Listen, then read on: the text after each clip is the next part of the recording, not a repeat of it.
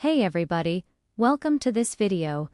I have held global leadership positions in HR, transformation and compliance in various industries. And today, I'll be sharing with you my take on John P. Kotter's 8 Steps to Driving Organizational Change. Change that sticks needs clarity, momentum, and leadership. Here are Kotter's 8 steps and how to apply each across your organization. Let's get started. Step 1. Create a sense of urgency. Start by showing why change is needed now. Use real customer feedback, market shifts, performance trends, and risk indicators to make the case clearly and simply. As a pro tip, aim for 70% to get the why. If people understand the need for change, they're far more likely to embrace it. How do you know when you've done it right? Well, you'll see it in action with your team members starting to ask questions, expressing opinions, seeking input, and even challenging ideas. Here's an example. We found that our product adoption was declining and customers were switching to our competitors. We dug deeper and uncovered that our products had become outdated and weren't meeting the evolving needs of our customers. We also discovered that the competition was investing heavily in new features and functionality, and that if we didn't act quickly, we would lose our customers to these more innovative options. This gave us a sense of urgency. We knew we had to invest in developing new products and features if we wanted to stay competitive. So how did we put this into action? We published a one-page case for change, hosted town halls, and asked leaders to demonstrate urgency with their actions. Now, this could be getting the team to adopt a new software system, changing up your sales playbook, rolling out a new customer feedback process, or even asking your marketing team to try a different advertising approach. The idea is to give people a clear understanding of the problem and why it needs to be solved now. So go ahead and create some urgency. Show people why change is needed and why it needs to happen right away. They'll thank you later. Step 2. Build a guiding coalition. Form a cross-functional team with credibility, influence, and diversity of thought. Assign clear roles and a weekly operating rhythm. As a pro tip, focus on influence over titles, cross-functional representation, and a regular cadence to keep energy high. A guiding coalition is a group of people who come together to lead and support a change initiative. They are responsible for making decisions, removing obstacles, and keeping the project on track.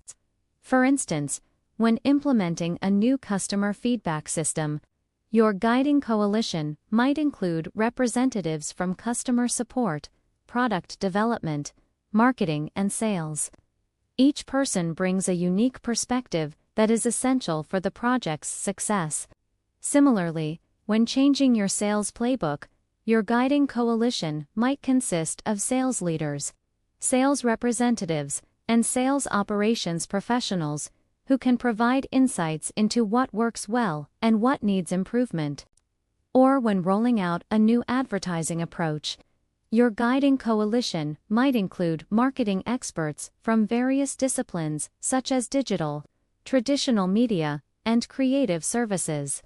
By assembling a diverse team of individuals with complementary skills and expertise, businesses can increase the likelihood of successful change implementation.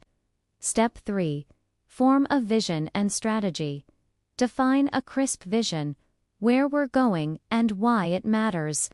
Link it to 3 to 5 strategic moves and measurable outcomes. As a pro tip, focus on the end state. Why does this matter? You need to paint a picture of the future state so people understand the end goal and why it's worth working towards. Let me show you another example. We created a vision statement that outlined our desired future state. We wanted to become the most innovative and customer-centric company in our industry. We also defined 3 strategic moves to achieve this vision. Invest in R&D, prioritize customer experience, and foster a culture of innovation. We set measurable outcomes for each strategic move, such as increasing R&D spending by 20%, improving customer satisfaction scores by 10 points, and reducing time to market for new products by 15 days. Here's how to apply Step 3. Form a vision and strategy. Use a one-page change canvas. Vision, benefits, risks, milestones, and owner for each initiative. For each initiative, create a vision statement that describes the desired future state and articulate the benefits of achieving the vision. Identify the potential risks that could hinder progress and develop plans to mitigate them. Establish clear milestones and deadlines for each initiative and assign owners who are responsible for driving progress. Regularly review and update the change canvas as needed. Step 4. Communicate the vision. Over-communicate through multiple channels. Keep messages simple, repeat often, and connect to real work and real people. As a pro tip, aim for manager toolkits so everyone can effectively share the vision. Communication is key when it comes to driving organizational change. You want to ensure that everyone in your organization understands the vision and their role in achieving it. Here's an example. When we rolled out our new customer feedback process, we communicated the vision through multiple channels, including email, Slack, and team meetings. We kept our messages simple and focused on the benefits of the new process for customers and employees alike. We also shared stories of how other teams were successfully implementing the new process and highlighted the positive impact it was having on their work. So how can you put this into action? Enable a two-way exchange of information, facilitate Q&A sessions, pulse checks, and open forums. Feedback will improve both clarity and trust. Step 5. Empower broad-based action. Remove barriers, old policies, clunky processes, resource gaps. Train managers and give teams tools to act. As a pro tip, fix blockers, upskill leaders, and provide tools and templates. For instance, if your organization is resistant to adopting new technologies, you may need to update outdated policies and provide training to help employees understand the benefits and best practices of using those technologies. Similarly, if there are resource gaps hindering progress, you'll want to prioritize hiring or reallocating resources to address those gaps. Step 6. Generate short-term wins. Design early wins with clear metrics. Deliver them fast and celebrate publicly to build momentum. As a pro tip, aim for 60 to 90-day wins, visible metrics, and celebrate. Short-term wins are accomplishments that can be achieved quickly and easily, providing a sense of momentum and motivation for continued progress toward larger goals. They are an important part of driving organizational change, because they demonstrate that the changes being implemented are working and provide a boost to morale. To generate short-term wins, start by setting clear and measurable objectives that can be achieved within a short time frame. Focus on high-impact areas that will make a significant difference to customers or the business, and break down larger goals into smaller, more manageable tasks. Celebrate achievements publicly to recognize the contributions of individuals and teams, and reinforce the importance of the change initiative. Be sure to use metrics to track progress and measure the impact of short-term wins. Step 7. Consolidate gains and produce more change. Use momentum to tackle bigger systems. Launch a second wave of initiatives and retire what no longer fits. As a pro tip, focus on maintaining momentum, tracking dependencies, and removing new blockers. Kotter refers to this stage as producing more change. Once you've achieved some quick wins and consolidated your gains, it's time to tackle bigger systems and make more changes.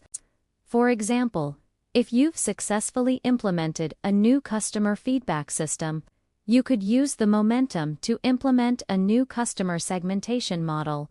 Or if you've changed your sales playbook, you could use the success to revamp your pricing strategy. The key is to build on your wins and keep the momentum going. Step 8. Anchor in culture. Embed new ways of working into hiring, onboarding, performance, rewards, and rituals. So change becomes how we do things here. As a pro tip, hire, onboard, perform, reward, and ritualize. By embedding new ways of working into an organization's culture, you ensure that change becomes part of the company's DNA and is sustained over time. For example, if you've implemented a new customer-centric approach, you should integrate it into your hiring process by asking candidates how they would handle customer issues. Similarly, you can embed new ways of working into onboarding programs by providing new hires with a clear understanding of the organization, its values, and expectations. By consistently reinforcing the importance of change through performance reviews, rewards and recognition programs, and company rituals, organizations can cultivate a culture that embraces and perpetuates change. These are the 8 steps to driving organizational change. But how can you tell if your change initiative is on track? In my next video, I'll dive into metrics and governance, sharing key performance indicators and best practices to measure the success of your change journey. And for those eager to dive right in, you can find the toolkit, including Manager, Facts, a slide template, and a one-page change canvas in the description below. Thanks for joining me today. Subscribe to stay updated on our latest videos, and let's drive some positive change together.